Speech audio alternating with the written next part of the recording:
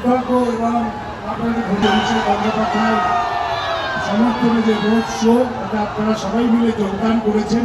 কারণ একজন মহিলা, একটা দল, আর অন্যদিকে দেশের প্রধানমন্ত্রী, স্বরাষ্ট্রমন্ত্রী, প্রতিরক্ষা মন্ত্রী, অর্থমন্ত্রী, স্বাস্থ্যমন্ত্রী, রেলমন্ত্রী, শিল্পমন্ত্রী, 28টা রাজ্যের রাজ্যপাল, 16টা মুখ্যমন্ত্রী, 20টা কেন্দ্রীয় মন্ত্রী, ED, CBI, election commission, paramilitary force, আধা সামরিক বাহিনী, গদি মিডিয়া, হাইকোর্ট, সুপ্রিম কোর্ট, সব একদিকে, আর একদিকে তৃণমূল কংগ্রেস, বাংলার মানুষ আর মমতা বন্দ্যোপাধ্যায়। জয় বাংলা।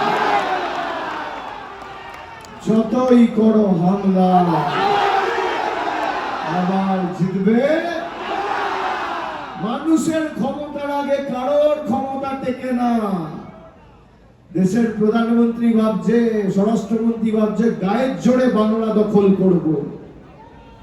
গায়ের জোরে বাংলা দখল করবেন, মানুষের ক্ষমতা কি 4 তারিখ বুঝতে পারবেন। এই মাটি রবীন্দ্রনাথের মাটি, ঈশ্বরচন্দ্র বিদ্যাসাগরের মাটি। এই মাটি বর্ষতা স্বীকার করতে জানে না। স্বাধীনতা আন্দোলনে পথ দেখিয়েছিল। আমরা জয় বাংলা বললে আমাদের অপমান করতো না। দেশের রাষ্ট্রপতি এসে বাংলায় জয় বাংলা বলে গেছে, এটাই বাঙালির জয়।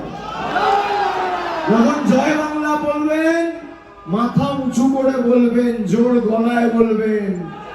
এটা আমাদের অহংকার, আমাদের পরিচিতি। আমরা নাকি বাংলাদেশি বাবা, আর সব থেকে বড় বাংলাদেশিটাকে নরেন্দ্র মোদী 20 মাস ধরে প্রোটেকশন দিয়ে দিল্লিতে বসিয়ে রেখেছে। তার নাম হচ্ছে শেখ হাসিনা। উত্তর আছে নরেন্দ্র মোদীর কাছে? ঘুষপেটিয়া কে? ঘুষপেটিয়া কে? মোদীজি, মমতা বন্দ্যোপাধ্যায় না শেখ হাসিনা? গরম বৃষ্টি ঝড় জল হলেও লাইনে দাঁড়িয়ে দিতে হবে। যারা আমাদের বাংলাদেশি বলেছে, বাংলায় কথা বলি বলে বাঙালির অপরাধ। আমরা মাছ খাই বলে আমাদের দেশের প্রধানমন্ত্রী মুঘল বলেছে।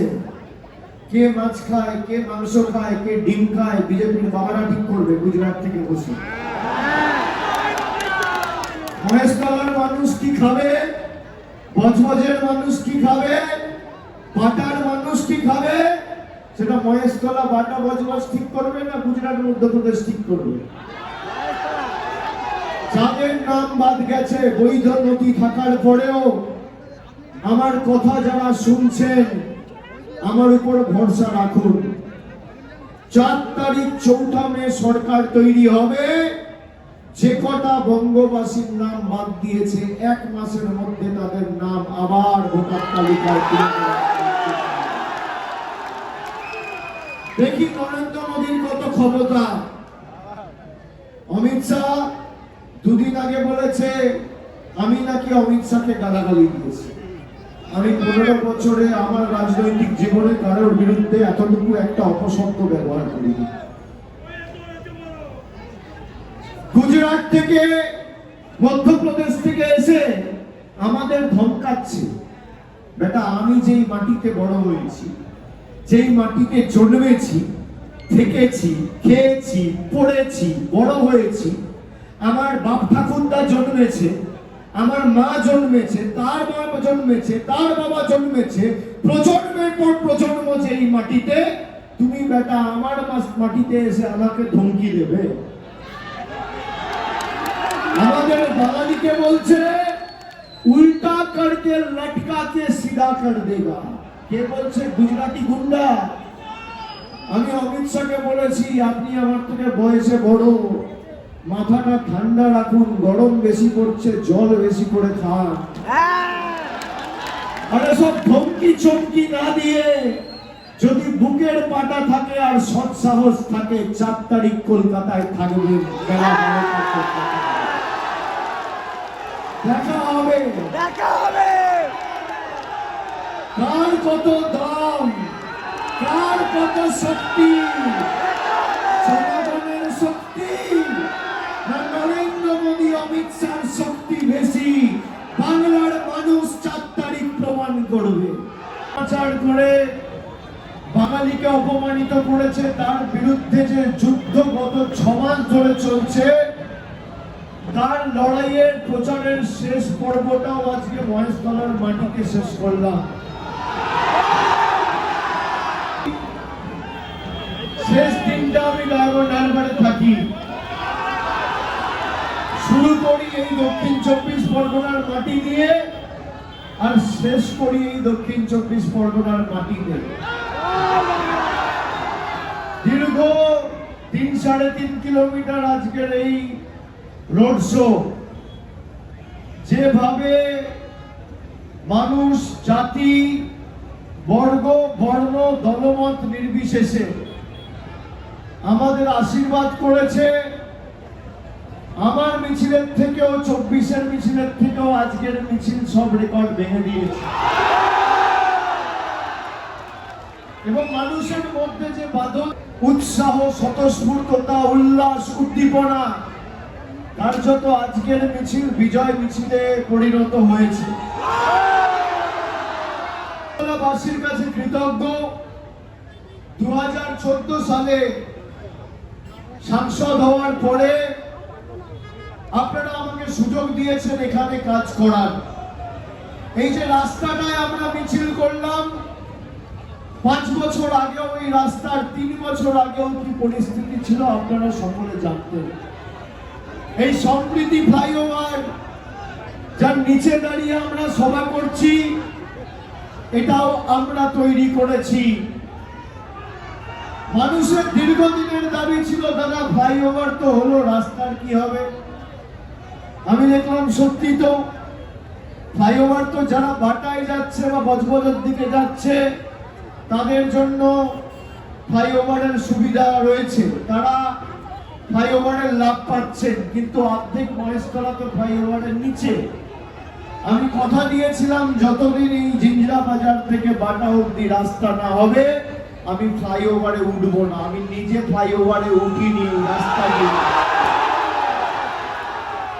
কথা দিয়ে কথা রেখেছি। দীর্ঘ 7 কিলোমিটার রাস্তা প্রায় 52 কোটি টাকা খরচ করে পেওয়ার ব্লক দিয়ে আমরা তৈরি করেছি। এবার তৃণমূল সুভাষিস দাসকে প্রার্থী করেছে। আপনারা সকলে সুভাষিস দাকে চেনেন, ছোটনদাকে চেনেন, দেখেছেন। দীর্ঘদিন ধরে মানুষের সুখ দুঃখের সাথী হিসেবে কাজ করেছে। আমার সেবাশ্রয় ক্যাম্প যখন হয়েছে নিজের উদ্যোগে ক্যাম্প তৈরি করেছে। মহেশতলায় গোপাল একটা আলাদা মডেল ক্যাম্প করেছে, শুভ একটা আলাদা মডেল ক্যাম্প করেছে। সেবাশ্রয়ের এখানে প্রায় 2টো মডেল ক্যাম্প তৈরি হয়েছে। অন্যান্য বিধানসভায় একটা হয়, এখানে কম্পিটিশন করে উন্নয়ন হয়েছে, কে কত ভালো করতে পারে। এটাই তো অগ্রগতি উন্নয়নের লক্ষণ।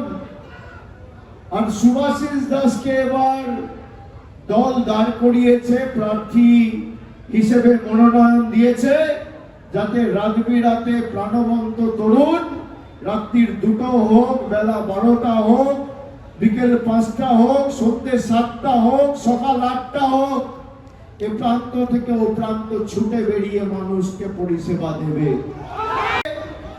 বাংলাদেশি বলেছিল, ভুলে গেছেন না? মনে আছে? মনে আছে? যখন তখন ইচ্ছা লাইনে দাঁড় করিয়ে দিচ্ছে, কখনো এসআইআর এর নামে লাইন, কখনো নোটবন্দির নামে লাইন, কখনো লকডাউনের নামে লাইন, কখনো এলপিজি গ্যাসের নামে লাইন। দেশের প্রধানমন্ত্রী মানুষকে লাইনে দাঁড় করাতে খুব ভালোবাসেন, তাই লাইনে দাঁড়িয়ে যাদেরকে হেনস্থা করেছে উত্তরটা 29 তারিখ লাইনে দাঁড়িয়েই দিতে হবে।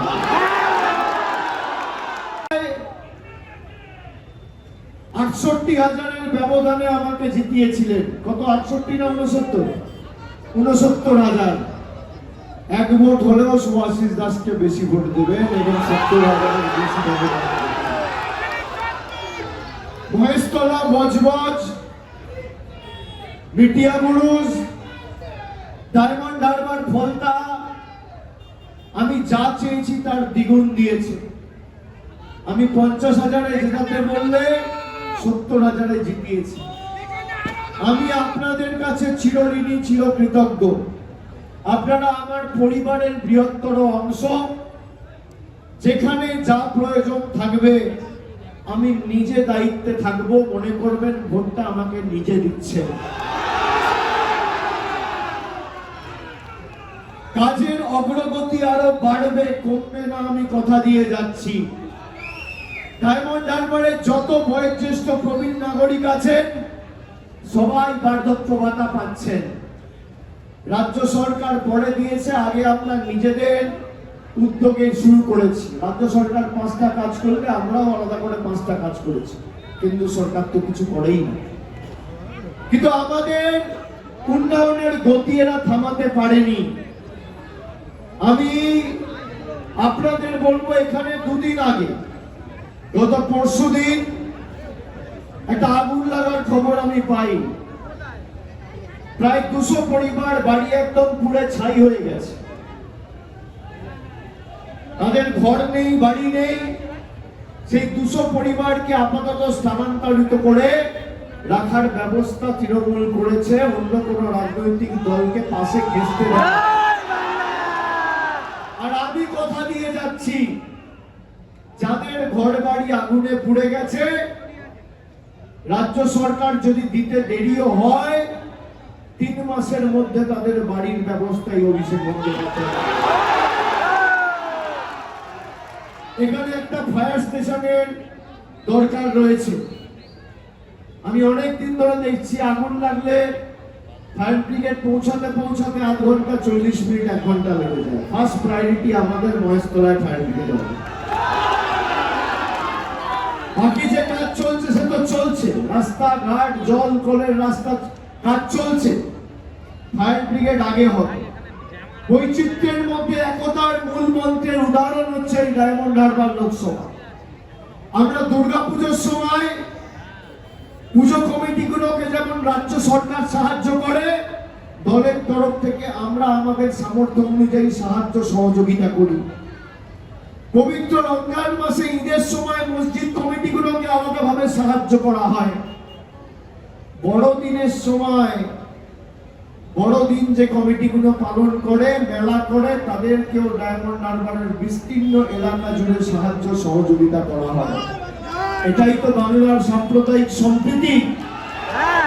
নানা ভাষা, নানা মত, নানা পরিধান, বিবিধের মাঝে দেখো মিলন মহান। আমি ভুলেই গেছিলাম এখানে বিজেপির কে প্রার্থী হয়েছে। আমি সত্যি মিথ্যে কথা বলছিলাম, আমি ভুলেই গেছিলাম। তারপর আস্তে আস্তে দেখলাম একটা কোনায় একটা পোস্টার ঝুলছে। তারপর দেখলাম এটা আমাদের আবর্জনা। তৃণমূলের জঞ্জালটাকে দিয়ে আমার মাথায় বসিয়েছে। আমরা যাদের বিরুদ্ধে চুরি, দুর্নীতির অভিযোগ রয়েছে, আচ্ছা, পুরসভা ইলেকশনে ওয়ার্ডে হেরেছে, তাকে দাঁড় করিয়েছে বিধানসভা। ফার্স্ট ডিভিশন খেলতে পারে না, আই লিগ খেলতে পেরেছে। তৃণমূল যাদেরকে নর্দমায় নোংরার বালতিতে ফেলে দিচ্ছে, অমিত শাহ, নরেন্দ্র মোদী এসে বালতি থেকে খুঁজে খুঁজে বার করে একটা আর মহেশতলা জুড়ে প্রার্থী পেলেন না। ভালো লোক ছিল না। দেখবেন যত ভালো লোক, কোন ভালো লোক, শিক্ষিত লোক বিজেপি করে না। যত চোর, ছাচ্চর, 2 নম্বরী, দুই ভোর, গাঁজাখোর, মাতাল, মদ্য, পাতাখোর, ধর্ষক, খুনি, সব বিজেপি।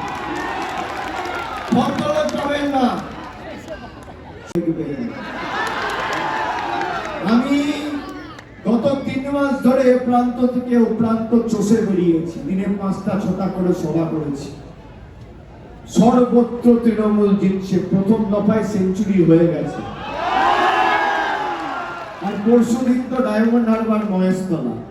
আমরা তো কোমরটার হাঁটুটার গণতান্ত্রিক ভাবে একদম এক কোপ মেরে ভাঙব। আর যে কথা আবর্জনা পড়ে আছে, বাংলা বিরোধী বলো হরি হরি বল, বাংলা বিরোধীদের খাটে তোল বলে দিলাম। আমরা মাছ খাবো না মাংস খাবো, উনি ঠিক করবেন। আজকে দেখছেন বিজেপি প্রার্থীদের অবস্থা, বাংলাকে পাল্টাতে এসেছিল, নিজেরাই পাল্টে গেছে। হাতে বোয়াল, রুই, কাতলা, ইলিশ নিয়ে প্রচার করতে হচ্ছে। আমাকে মনে করিয়ে দেবে, সুভাষিসদাকে বলে গেলাম, এই বিজেপির প্রার্থীকে ধরে 4 তারিখ রেজাল্ট বেরোবে, 1 মাসের মধ্যে মাছের বাজারে নিয়ে গিয়ে ঘাড় ধরে মাছও কাটাবো, মাছ বিক্রি হবে। দেখবো বাঙালিকে অপমান করা না, কত ধানে কত চাল হিসেব হবে। আমাদের সৌজন্যতা, আমাদের ভদ্রতা নয়, আমাদের দুর্বলতা নয়। অনেক তোমাদের সাথে ভদ্রতা হয়েছে। স্বাধীনতার 80 বছর পরে, 79 বছর পরে বাঙালিকে লাইনে দাঁড়িয়ে নরেন্দ্র মোদীকে নাগরিকত্বের প্রমাণ দিতে হবে যে আমি এই দেশের নাগরিক। কে হে তুমি? কে? মানুষ যখন বিপদে পড়ে তখন একবার টিকি খুঁজে পাওয়া যায় না, কোভিডের সময় দেখা যায় না, SIR এর সময় একবার কেউ পাশে এসে দাঁড়ায় না, বিপদে আপদে মানুষ পায় না। এমন ভাবে এবার জবাব দেবেন যাতে এই পুরো এলাকার চত্বর ধরে বিজেপির ফ্ল্যাগ ধরার লোক না থাকে। এই মহেশতলা এমনিতেই কিছু নেই। সিপিএম এর 2 নম্বরই জল্লাদ গুলো গেছে, এদিক ওদিক নাম লিখিয়েছে, আর তৃণমূলের কিছু আবর্জনা গেছে। কোথাও থেকে পচা আলু আর কোথা থেকে পচা পেঁয়াজ, সব পচা উচ্ছিষ্ট জিনিসগুলোকে নিয়ে একটা জগা খিচুড়ি তৈরি করার চেষ্টা। আরে এই জগা খিচুড়ি খেলে তো পেট খারাপ হবে। যত দলের পচা লোকগুলো গিয়ে এক জায়গায় দাঁড়িয়েছে, যত দলের সব চিটিংবাজ, দুর্নীতিগ্রস্ত, ধর্ষক সব এক জায়গায় হয়েছে, আর বিজেপি তাদের মাথায় চলিয়েছে। আমি মহেশতলা বাসীকে অনুরোধ করব যে আপনারা এবার মহেশতলায় সুভাষিস দাকে 3 নম্বর বোতাম টিপে 29 তারিখ এমন ভাবে ভোট দেবেন যেন কষিয়ে 3টে থাপ্পড়, একটা কংগ্রেস, একটা সিপিএম আর একটা বিজেপির গালি। যারা গণতান্ত্রিক ভাবে থাপ্পড় মারবেন। আর উন্নয়নের দায়িত্ব দায়ভার তো আমার, আমি কথা দিয়ে যাচ্ছি, আপনাদের হতাশ করিনি, আগামী দিনও করব না। আমরা কোভিডের সময় কমিউনিটি কিচেন খুলে একমাত্র ডায়মন্ড হারবার লোকসভা প্রায় 4 লক্ষ পরিবারের বাড়িতে খাবার পৌঁছে দিয়েছিল 21টা কমিউনিটি কিচেন খুলে। শ্রদ্ধার্ঘ করে 75,000 বর্ষিয়ান বয়োজ্যেষ্ঠ প্রবীণ নাগরিকদের ব্যাংক অ্যাকাউন্টে বার্ধক্য ভাতা পৌঁছে দিয়েছিল। এমপি কাপ, তারপর সেবাশ্রয়, একাধিক উন্নয়নমূলক কর্মসূচি, জল, কল, রাস্তা, ব্রিজ, পরিকাঠামোগত উন্নয়ন, হাসপাতাল সব তো হয়েছে। আমি আপনাদের খালি অনুরোধ করব যে আগামী পরশুদিন খালি সুভাষিস দাসকে জেতালে হবে না, যারা আমাদের অপমান করেছে তার বদলা নেওয়ার নির্বাচন, এই নির্বাচন।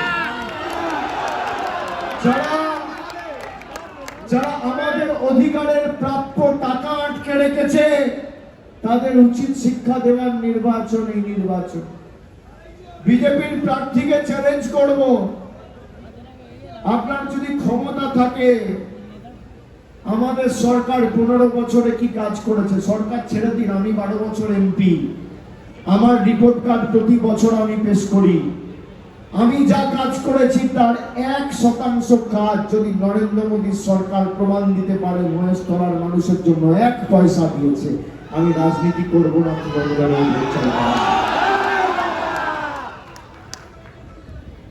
তারা ধর্মের নামে রাজনীতি করে, মানুষে মানুষে ঝগড়া লাগায়, যাদের কাছে কোনো রিপোর্ট কার্ড নেই, যারা মানুষের বিপদে আপদে থাকে না, আপনারা দেখছেন এখন বিজেপির প্রার্থীদের কি দরদ।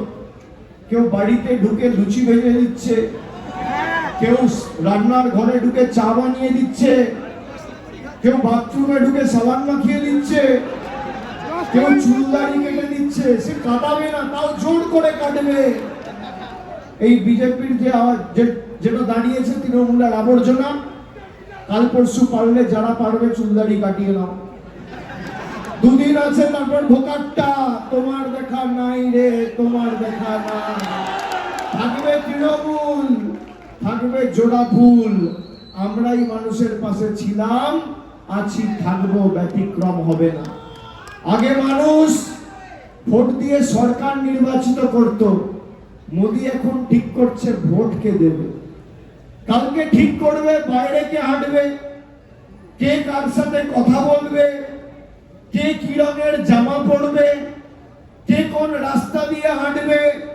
আরে এটা তো উত্তরপ্রদেশ নয়, এটা তো গুজরাট নয়। যারা আমাদের মনীষীদের, বীর বিপ্লবীদের অপমান করে, তাদের বাংলা ছেড়ে কথা বলবে না।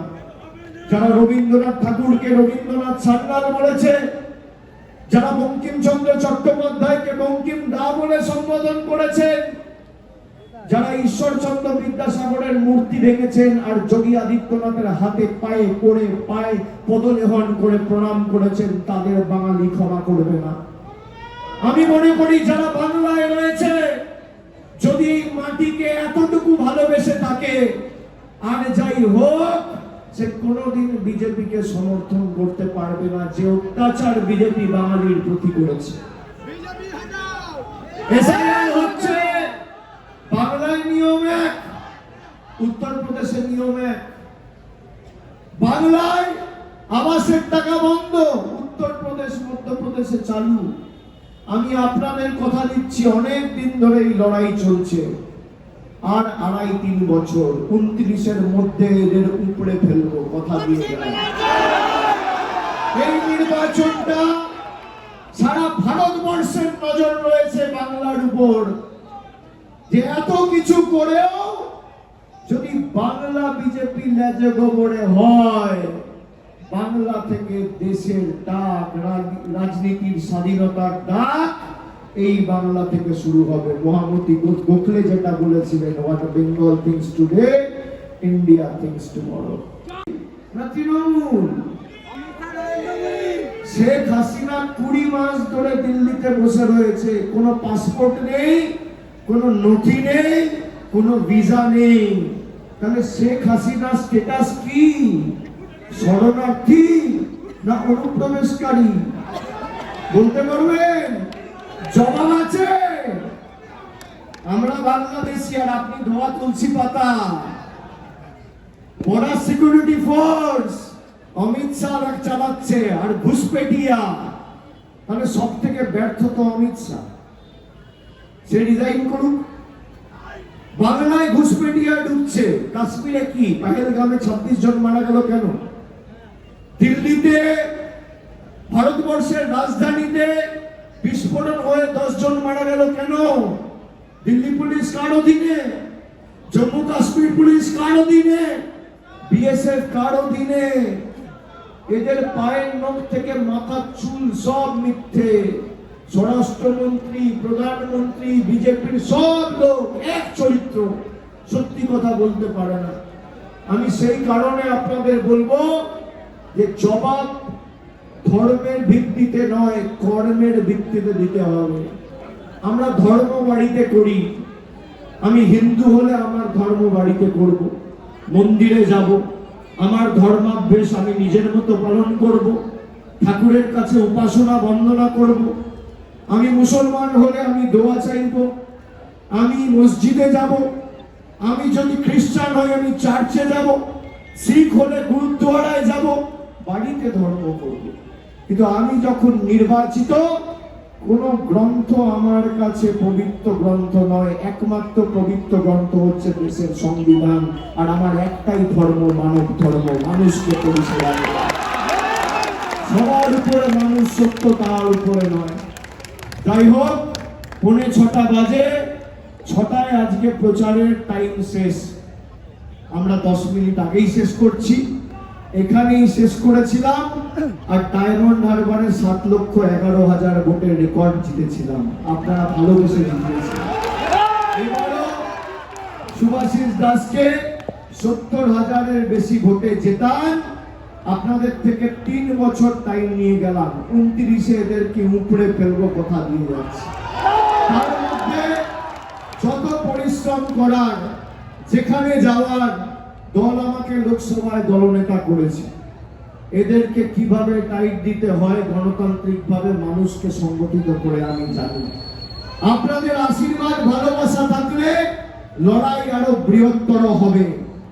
বাংলায় 230-এর বেশি আসন নিয়ে তৃণমূল ক্ষমতায় আসবে এবং লড়াই কাকে বলে বাংলা আগামী দিন ভারতবর্ষকে দেখাবে। আপনারা সকলে ভালো থাকুন, সুস্থ থাকুন, সকলে সাবধানে ফিরে যান। আগামী পরশুদিন সকাল সকাল কষ্ট হলেও একদম লাইনে দাঁড়িয়ে আগে ভোট দিয়ে দেবেন। 100% ভোট কমপ্লিট করতে হবে। যাদের ভোটার তালিকায় নাম নেই তারা নিশ্চিন্তে থাকো, কোনো চিন্তা করবে না, আতঙ্কিত হবে না। আমি আছি তো, না আমি আছি তো, কোনো চিন্তা নেই। কেউ চিন্তিত হবেন না, আতঙ্কিত হবেন না, ভয় পাবেন না। 1 মাসের মধ্যে তালিকায় প্রত্যেকটা বাঙালির নাম উঠবে। আর গুজরাটি আর মধ্যপ্রদেশের গুলো রিটার্ন টিকিট কেটে আবার গুজরাট আর মধ্যপ্রদেশে ফেরত যাবে। আপনারা ভালো থাকুন, সুস্থ থাকুন। জয় হিন্দ, বন্দে মাতরম, জয় বাংলা, জয় বাংলা, জয় বাংলা। আগামী 29 এপ্রিল আসছে দিন,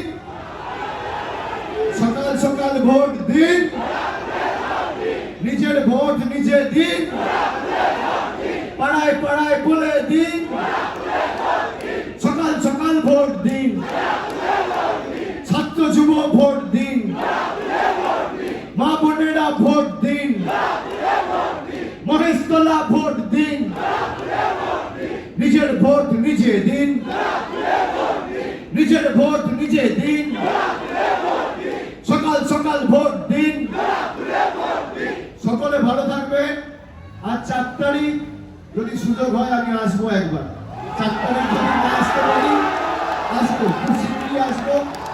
4 তারিখ যদি ব্যস্ত না থাকি, ভালো রেজাল্ট হয়, আমি একবার ঘুরে যাবো। জয় বাংলা।